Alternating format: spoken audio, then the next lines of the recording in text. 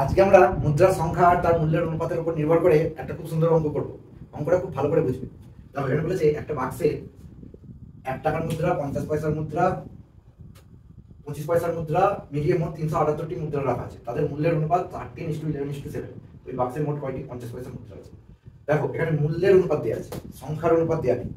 মূল্যের অনুপাত থেকে সংখ্যার অনুপাত করার জন্য নিয়ম হচ্ছে, জানবে যে এদেরকে 1:2:4 দিয়ে ইন্টু করতে হবে।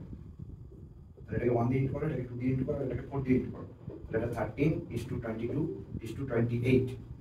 এইটাই যদি উল্টোটা থাকতো, মানে সংখ্যার অনুপাত দেওয়া আছে, মূল্যের অনুপাত বার করতে হবে, তখন কিন্তু এটা হতো 4:2:1। এই যে গুণটা যেটা করছি, এটা 4:2:1 দিয়ে করতে হবে। তো খুব ভালো করে এটা জেনে রাখবে। তো এবার 50 পয়সার মুদ্রার সংখ্যা জানতে চাইছে। তাহলে 50 পয়সার মুদ্রার সংখ্যা হবে 28/13, 22 35 আর 28 63 ইন্টু 378। এটা 6, তাহলে 168। Correct option C. তাহলে এই অঙ্কটার উত্তর কত হবে আমাকে কমেন্ট করে জানাও।